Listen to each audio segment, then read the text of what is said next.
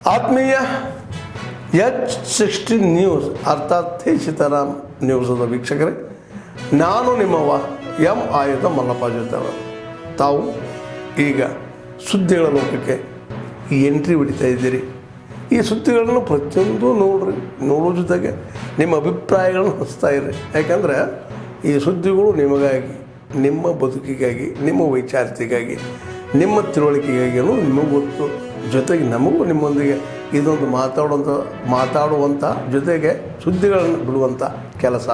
ಈ ಕೆಲಸದಲ್ಲಿ ನಾವು ನಿಮ್ಮೊಂದಿಗಿದ್ದೀವಿ ಅಂತ ಹೇಳ್ತಾ ನೋಡ್ತಾ ಇರಿ ಸುದ್ದಿಗಳನ್ನು. ನವೆಂಬರ್ 26 ಸಂವಿಧಾನ ದಿನ ಅಂತ ಯಾಕೆ ಘೋಷಣೆ ಮಾಡಲಿಲ್ಲ?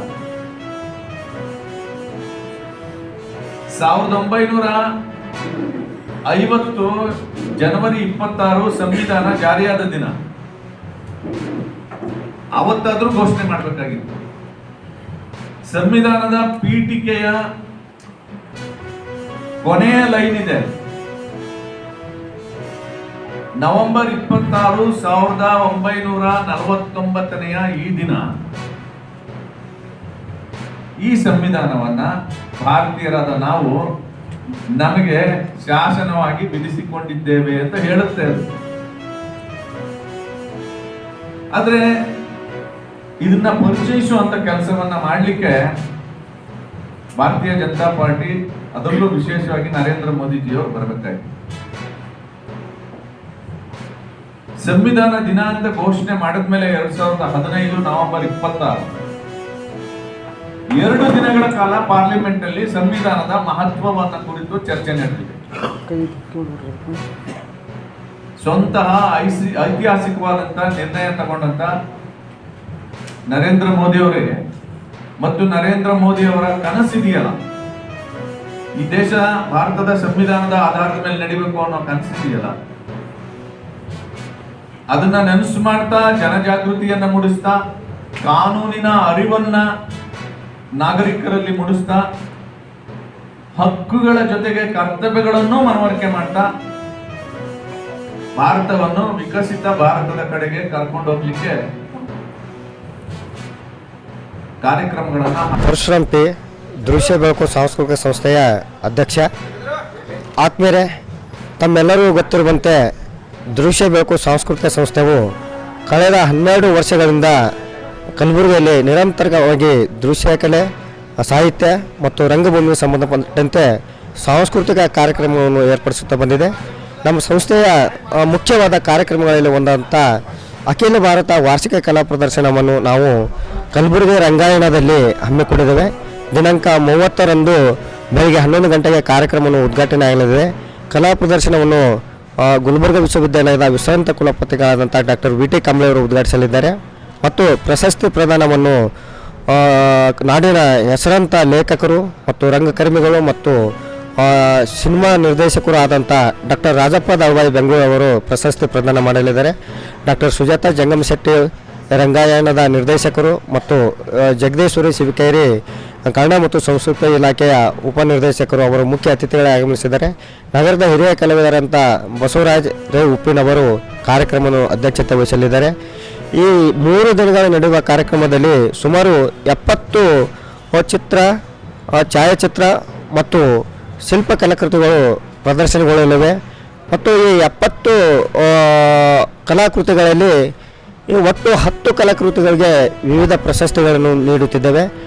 ಅದರಲ್ಲಿ ದೃಶ್ಯ ಬೆಳಕು ಪ್ರಶಸ್ತಿಗೆ ಗೌರವ ಪುರಸ್ಕಾರಕ್ಕೆ ಈ ಬಾರಿ ನಮ್ಮ ನಗರದ ಹಿರಿಯ ಚಿತ್ರಕಲಾವಿದರು ಆದಂಥ ಮತ್ತು ನಿವೃತ್ತ ದೃಶ್ಯಕಲಾ ಪ್ರಾಧ್ಯಾಪಕರಾದಂಥ Shri V B brother sir ಅವರಿಗೆ ಈ ಸಾರಿ ನಾವು ದೃಶ್ಯ ಬೆಳಕು ಪ್ರಶಸ್ತಿ, ಗೌರವ ಪ್ರಶಸ್ತಿ ನೀಡಿ ಗೌರವಿಸುತ್ತಿದ್ದೇವೆ. ಅದೇ ರೀತಿ 12ನೇ ಅಖಿಲ ಭಾರತ ವಾರ್ಷಿಕ ಕಲಾ ಪ್ರದರ್ಶನದಲ್ಲಿ ವಿಜೇತರಾದಂಥ 6 ಜನಕ್ಕೆ ದೃಶ್ಯ ಬೆಳಕು ಪ್ರಶಸ್ತಿ ನೀಡುತ್ತಿದ್ದೇವೆ. ಅವರಲ್ಲಿ ಬಿಪುಲ್ ರಾಯ್ ಪಶ್ಚಿಮ ಬಂಗಾಲ್, ಮೇಘಾ ಆರ್ ಕಲಬುರ್ಗಿ, ಪ್ರೇಮ್ ಕುಮಾರ್ ಕೆ ದಾವಣಗೆರೆ, ಅಜೀಮ್ ಕೊಡದೂರ್ ಕಲಬುರ್ಗಿ, ಜಾನ್ವಿ ಉಪಾಧ್ಯಾಯ ಉಡುಪಿ. ಎಲ್ಲರೂ ನಮಸ್ಕಾರ. ಇದೇ ತಿಂಗಳ ರವಿವಾರದಂದು ದಿನಾಂಕ 30/11/2025 ಬೆಳಗ್ಗೆ 11 ಗಂಟೆಗೆ ನಮ್ಮ ಕಲಬುರಗಿಯ ತಾಲೂಕಿನ ನಂದಿಕೂರು ಗ್ರಾಮದಲ್ಲಿ ಸಂವಿಧಾನ ಶಿಲ್ಪಿ Bharat Ratna Baba Saheb doctor B R Ambedkar ಅವರ ಏನು ಪಂಚಲೋಹದ ನೂತನ ಮೂರ್ತಿ ಅನಾವರಣವನ್ನು ಹಮ್ಮಿಕೊಂಡಿರ್ತೇವೆ. ಈ ಮೂರ್ತಿ ಅನಾವರಣಕ್ಕೆ ಪೂಜ್ಯ ಸಾನ್ನಿಧ್ಯವನ್ನು ವಹಿಸಿದ್ದಾರೆ ಪೂಜ್ಯ ಬಂತೆ ವರಜ್ಯೋತಿರವರು, ಬುದ್ಧವಿಹಾರ ಅಣದೂರು. ಮತ್ತು ಈ ಕಾರ್ಯಕ್ರಮದ ಮುಖ್ಯ ಉದ್ಘಾಟನೆಯನ್ನು ಸನ್ಮಾನ್ಯ ಸಚಿವರಾದಂಥ ಪ್ರಿಯಾಂಕ್ ಖರ್ಗೆ ಸಾಹೇಬರು ಉದ್ಘಾಟನೆ ಮಾಡ್ತಾ ಇದ್ದಾರೆ. ಮತ್ತು ನಮ್ಮ ಕಲಬುರಗಿಯ ಸಂಸದರಾಗಿರ್ತಕ್ಕಂಥ ರಾಧಾಕೃಷ್ಣ ದೊಡ್ಡಮನಿಯವರು ನೀಲಿ ಧ್ವಜ ಮತ್ತು ಪಂಚಶೀಲ ಧ್ವಜವನ್ನು ಧ್ವಜಾರೋಹಣ ನೆರವೇರಿಸಲಿದ್ದಾರೆ. ಅದೇ ರೀತಿಯಾಗಿ ಈ ಕಾರ್ಯಕ್ರಮದ ಅಧ್ಯಕ್ಷತೆಯನ್ನು ನಮ್ಮ ಕಲಬುರಗಿಯ ದಕ್ಷಿಣ ಮತಕ್ಷೇತ್ರದ ಶಾಸಕರಾಗಿರ್ತಕ್ಕಂಥ ಅಲ್ಲಂಪ್ರಭು ಪಾಟೀಲ್ ಸರ್ ಅವರು ವಹಿಸಲಿದ್ದಾರೆ. ಇದೇ ಒಂದು ಕಾರ್ಯಕ್ರಮದಲ್ಲಿ ನಾವು ವಿಶೇಷವಾಗಿ ತಮ್ಮ ಇಡೀ ಜೀವನವನ್ನು ಸಮುದಾಯಕ್ಕಾಗಿ ಮೀಸಲಿಟ್ಟಿರ್ತಕ್ಕಂಥ ಡಾಕ್ಟರ್ ವಿಠಲ್ ದೊಡ್ಡಮನಿ ಅಣ್ಣವ್ರನ್ನ ಇವತ್ತು ನಾವು ಆ ವೇದಿಕೆಯಲ್ಲಿ ವಿಶೇಷವಾಗಿ ಸನ್ಮಾನವನ್ನು ಮಾಡ್ತಕ್ಕಂಥ ಕೆಲಸವನ್ನು ಮಾಡ್ತಾ ಇದ್ದೀವಿ.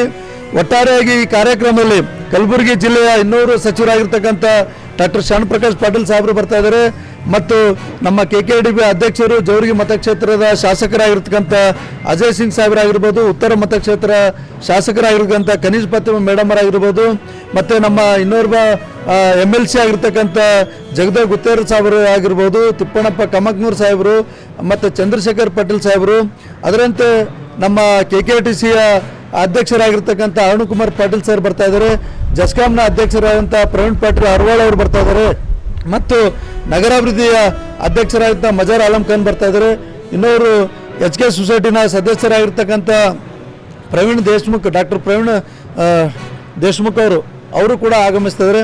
ಹೀಗೆ ಅನೇಕ ಕಿರಣ್ ದೇಶ್ಮುಖ್ ಅವರು ಆಗಮಿಸ್ತಿದ್ದಾರೆ. ಹೀಗೆ ಅನೇಕ ಗಣ್ಯಮಾನರು ನಮ್ಮ ಕಲಬುರಗಿಯ ಸಮಾಜದ ಜಿಲ್ಲಾ ಮುಖಂಡರು ಕೂಡ ಈ ಕಾರ್ಯಕ್ರಮದಲ್ಲಿ ಹೆಚ್ಚಿನ ಸಂಖ್ಯೆಯಲ್ಲಿ ಭಾಗವಹಿಸ್ತಿದ್ದಾರೆ ಮತ್ತು ನಾವು ಒಟ್ಟಾರೆಯಾಗಿ ತಮ್ಮ ಮೂಲಕ ಅದಕ್ಕೆ ಸಕಾರಾತ್ಮಕವಾಗಿ ಅಧಿಕಾರಿಗಳು ಸ್ಪಂದಿಸಿದ್ದಾರೆ. ಸೊ ಹಾಗಾಗಿ ಖಂಡಿತವಾಗಿ ಕೆಲಸನೂ ಮಾಡ್ತೀವಿ. ಅದರ ಜೊತೆಗೆ ವಿರೋಧ ಪಕ್ಷದ ಟೀಕೆಗಳಿಗೆ ನಾವು ಯಾವುದೇ ಥರದ ಎದುರ್ಕೊಳ್ಳೋದಿಲ್ಲ, ಉತ್ತರನೂ ಕೊಡಲ್ಲ. ಅಲ್ಲಿ ಮಾಡ್ತಿರೋರೆಲ್ಲ ನೋಡಿದ್ದೀವಿ.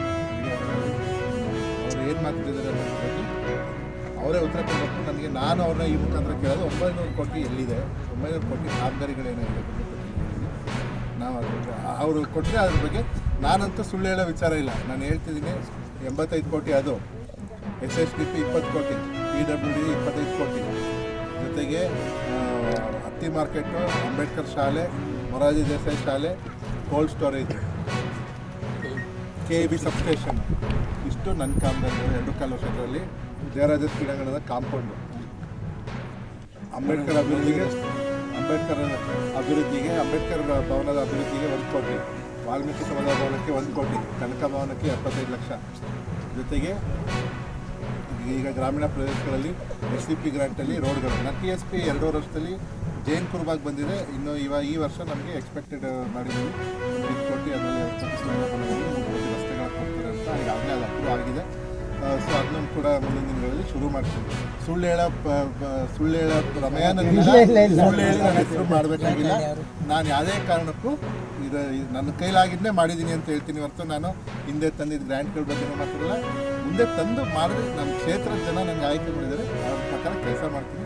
ಸೊ ಹಾಗಾಗಿ ವಿರೋಧ ಪಕ್ಷರು ಏನೇ ಮಾತಾಡಿದ್ರು ಅದಕ್ಕೆ ನಾನು ಉತ್ತರ ಕೊಡ್ತೀನಿ. ಆತ್ಮೀಯರೇ, ಎಲ್ಲ ಸುದ್ದಿಗಳನ್ನು ನೋಡಿದ್ರಲ್ಲ, ಏನು ಅನಿಸ್ತು ನಿಮಗೆ? ಇದರಲ್ಲೇ ನಿಮ್ಗೆ ಲೈಕ್ ಆಗಿರ್ಬೋದು, ಡಿಸ್ಲೈಕು ಆಗಿರ್ಬೋದು, ಕಾಮೆಂಟ್ ಬೇಡಪ್ಪ ಅಂತ ಅನಿಸಿರ್ಬೋದು, ಕಾಮೆಂಟ್ ಮಾಡಬೇಕಪ್ಪ ಅನಿಸ್ಬೋದು, ಶೇರ್ ಮಾಡಬಾರ್ದಪ್ಪ ಅನಿಸಿರ್ಬೋದು, ಅದು ಮಾಡಬೇಕು ಅನಿಸಿರ್ಬೋದು. ಏನಾದರೂ ಆಗಲಿ ಶೇರ್ ಮಾಡ್ತಾಯಿರಿ, ಈ ನ್ಯೂಸ್ಗಳನ್ನ ಹಂಚ್ತಾ ಇರಿ, ಜೊತೆಗೆ ಇದಕ್ಕೆ ಸಬ್ಸ್ಕ್ರೈಬ್ ಆಗ್ತಾಯಿರಿ ಅಂತ ಹೇಳ್ತಾ H16 ನ್ಯೂಸ್ ಅರ್ಥಾತ್ ಹೇ ಸೀತಾರಾಮ್, ಇದು ಸತ್ಯದ ಕೈಗೆ ನಡಿ. ವಂದನೆಗಳು.